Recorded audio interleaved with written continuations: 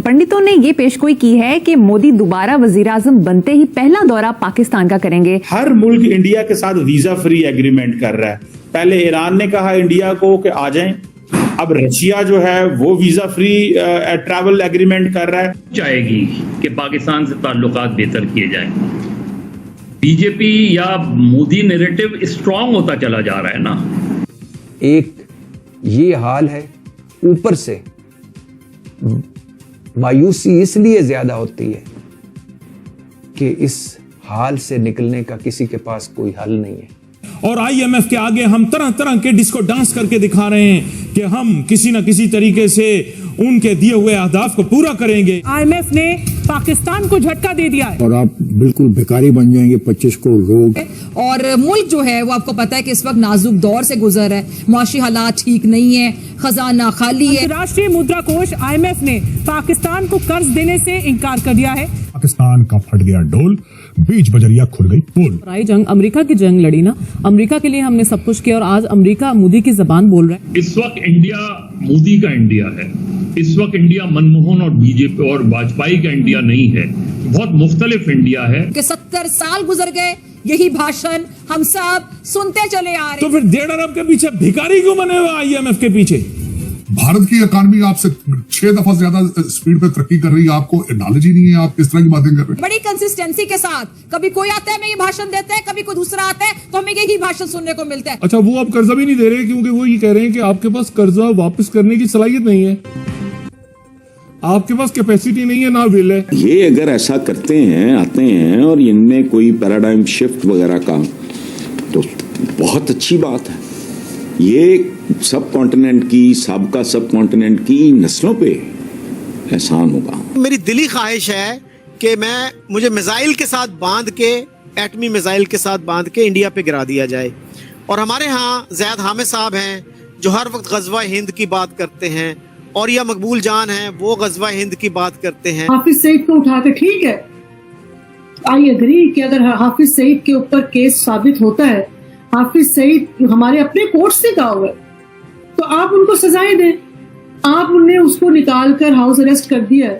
हम लाते हैं talk shows और अनलिमिटेड एंटरटेनमेंट सिर्फ यूट्यूब पर। अगर आपने अभी तक हमारा चैनल सब्सक्राइब नहीं किया तो अभी सब्सक्राइब करें और बेल आइकॉन को क्लिक करके हमारी लेटेस्ट वीडियोस के बारे में अपडेट जानें। तार साहब, मैं देख रहा था कि अमेरिका की वाइस प्रेसिडेंट कैमला हैरिस जो हैं, वो ये कह रही हैं कि हमें इंडियन अमेरिकन की रिप्रेजेंटेशन चाहिए गवर्नमेंट के अंदर।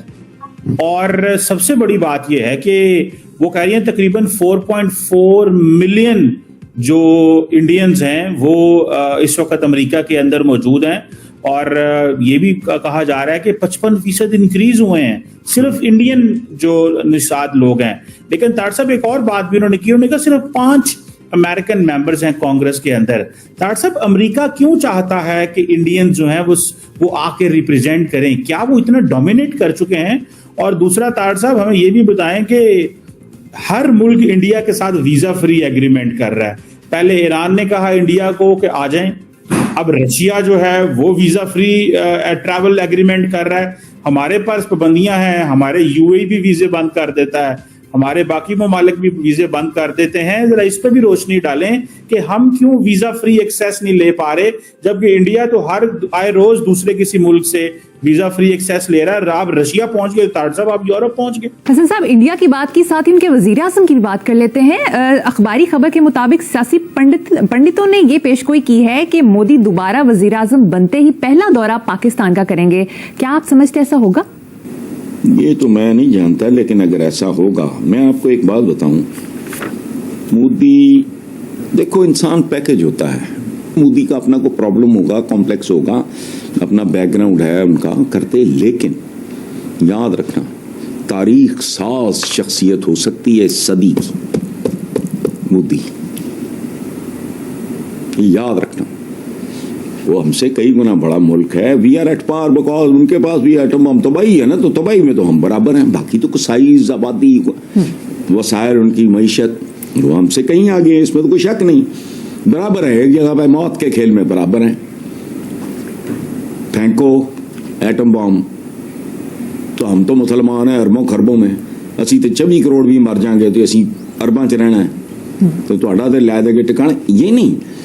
मैं मोदी साहब को, नरेंद्र मोदी को मैं समझता हूं वो इस सदी की जैसे नेल्सन मंडेला टाइप अगर वो बंदा करे, चूंकि दुनिया की सबसे बड़ी जमहूरियत का वो चेहरा है। पाकिस्तान के साथ नॉर्मलाइजेशन फलाना, एक देखो होता है एक बड़े की तरह बिहेव करना, बड़ा छोटा मैं उन मानों में नहीं कह रहा। तो ये अगर ऐसा करते हैं, आते हैं और इनमें कोई पैराडाइम शिफ्ट वगैरह का, तो बहुत अच्छी बात है।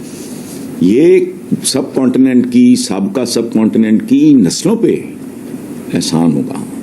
और वो तो फिर इस तरह के बंदे फिर तो तारीख में हमेशा जिंदा रहते हैं। बाकी जो कुछ वो अब तक फरमा रहे हैं ये तो उनके अपने मुल्क के लिए कातिल होगा। यार ये क्या मुनाफकत है यार, इस मुल्क के अंदर क्या मुनाफकत है, ये क्या ड्रामा है, क्या मुनाफकत है। पता नहीं कि कैसा नाजुक दौर है कि खत्म होने का नाम ही नहीं लेता है।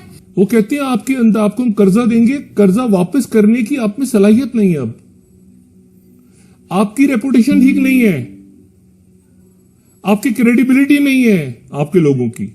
वो यहाँ पे पूरा दिन पाकिस्तान का डिस्को डांस करते रहते हो, हमारे मुल्क वतन होने के सर्टिफिकेट छीनते रहते हो। जवान बूढ़े हो गए हैं लेकिन मुल्क की मसाइल खत्म नहीं हुए।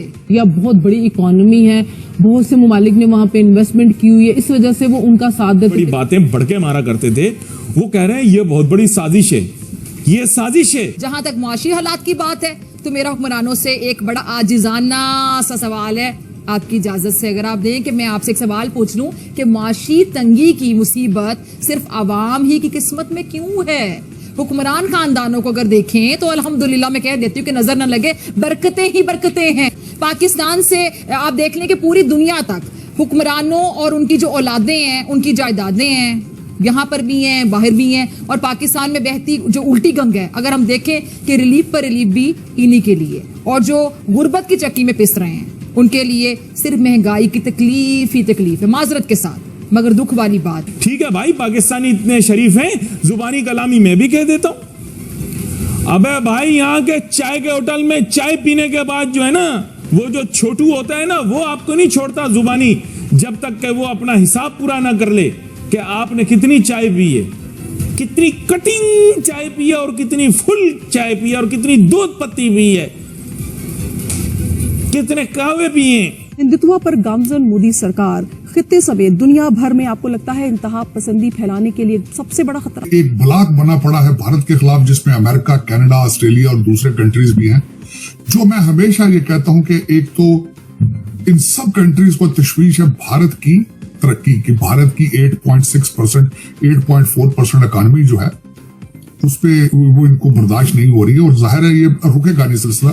पाकिस्तान एक बैंकरप्ट कंट्री है, गरीब तरीन कंट्री है, जहां लोग अपने बच्चे बेचने में मजबूर है। सुबह का खाना एक पाकिस्तानी खाता है, शाम का सोच में पड़ जाता है क्या करूं। पाकिस्तान की तरक्की के लिए एटॉमिक पावर बहुत जरूरी है। और तो तुम्हें रोका किसी ने, बना लो ना यार, एटॉमिक बिजली बना लो अपनी, अगर बनती है तो। क्यों नहीं बनाते हो तुम? फराडी हो सारे तुम। मुझे तो ये नजर आता है कि पाकिस्तान से मोदी जीत भी जाएंगे तो बात नहीं करेंगे, इसलिए कि इस वक्त इंडिया एक दूसरी सोच इंडिया में डेवलप हो रही है। कायदे आजम ने लेटर लिखा था अमेरिका से खैरात मांगने के, $2 बिलियन कायदे आजम ने, जिन्होंने पाकिस्तान बनाया, और रोना क्या रोया था कि पैसा इंडिया हमारा दबा के बैठा है। सोचते थे ये कि सारी आर्मी के टैंक हर चीज उधर रह गई, हमारी आर्मी कमजोर है, साथ इंडिया बहुत ताकतवर है, हमें खा जाएगा। ये 1947 से रोना रोया था। ये बीजेपी क्यों चाहेगी कि पाकिस्तान से ताल्लुकात बेहतर किए जाएं? बीजेपी या मोदी नैरेटिव स्ट्रांग होता चला जा रहा है ना, और ये सिलसिला रुकने वाला नहीं है। इसलिए मेरा प्यारे पाकिस्तानियों को मशवरा है कि वो अपना बंदोबस्त कर लें कि बिलों की सूरत में उन्हें ऐसे ऐसे गम मिलने जा रहे हैं कि जीना मुश्किल हो जाए। जहां तक इंडिया से ताल्लुक है, क्या इंडिया आपसे बात करना चाहता है? आज का इंडिया वाजपेयी और मनमोहन सिंह के इंडिया से बड़ा मुख्तलिफ इंडिया है। तो आपको ये वीडियो कैसा लगा कमेंट बॉक्स में जरूर लिखिए। इस वीडियो को लाइक कीजिए, शेयर कीजिए, सब्सक्राइब करना ना भूलिए आपके चैनल EFC को। तो मिलते हैं अगली वीडियो में। जय हिंद।